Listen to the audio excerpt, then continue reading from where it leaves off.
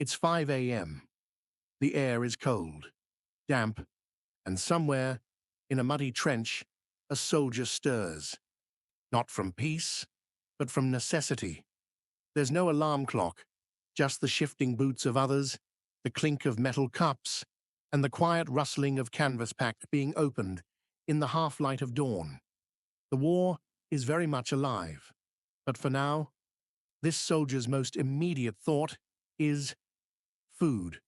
Not bullets, not orders, just the rumbling emptiness in his stomach, and the quiet hope that somehow there's still a ration left that hasn't gone bad.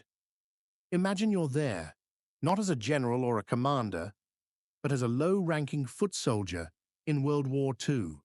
American, British, Russian, German. It doesn't matter much. Hunger was universal. The meals, often unforgettable. But not in a good way. Let's step into those boots. Mud-caked, worn thin, and let's eat like a soldier, sleep like one, ache like one. For a moment, let time rewind and drift with us. In the European theater, American GIs opened their olive-drab ration tins. Inside, the infamous K ration. Designed for short-term combat use, it was compact, light, and just barely edible.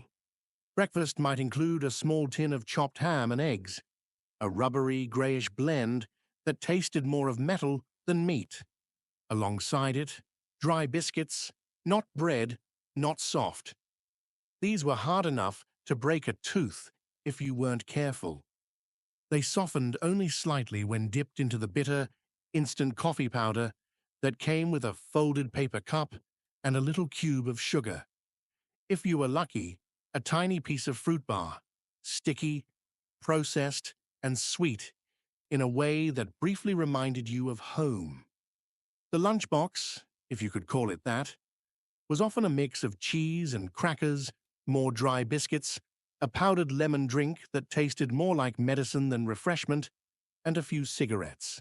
Yes, cigarettes were considered essential, a comfort, a brief escape from fear.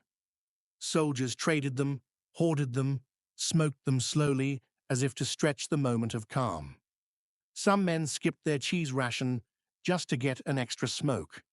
Dinner might come with a small tin of meat, sometimes pork, sometimes mystery meat, and a few dehydrated potatoes or beans. It was always salty, always preserved. There were no fresh greens, no fruits, and no clean plates. Soldiers wiped their mess kits with sand or a rag and hoped for the best. Diarrhea was common. Constipation too. Digestive issues followed men from foxhole to foxhole, as the food was never quite enough and never quite right. But the enemy ate no better. German soldiers, Wehrmacht men, carried their own versions of rations. The Eisener portion, or iron ration, was a simple survival kit. Dried beef, hard rye bread, maybe a bit of lard. When possible, they cooked stew, Eintopf, a one-pot meal of whatever was on hand. Potatoes, turnips, meat scraps. It was filling but repetitive. In winter, the cold froze everything solid. In summer, the flies came. Many soldiers boiled weeds or thistles, anything to stay alive. Water was sometimes safer to drink when mixed with schnapps or if boiled over an open flame. Men huddled around cookpots, laughing, complaining, waiting for the ladle to come around. British Tommies had their own culinary torment.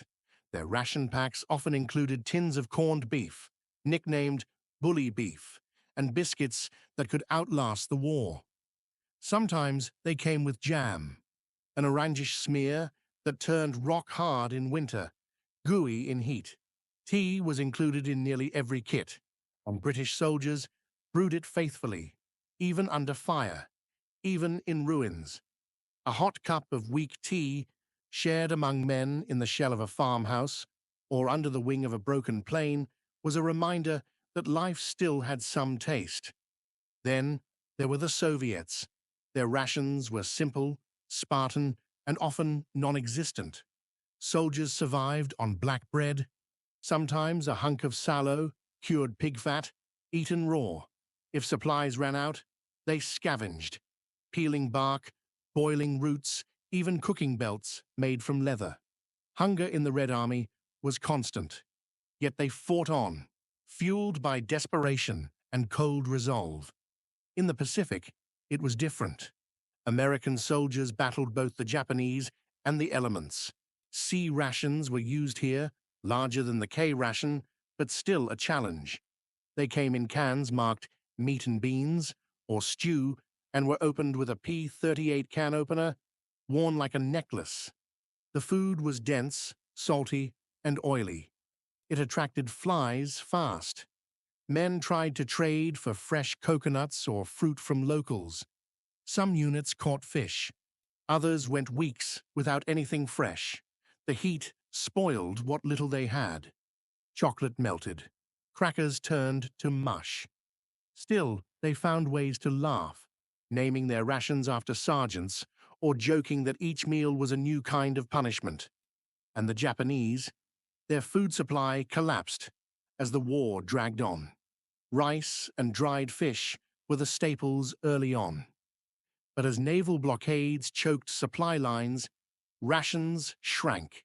Soldiers chewed bark, ate bugs, and thinned to shadows. In jungle outpost,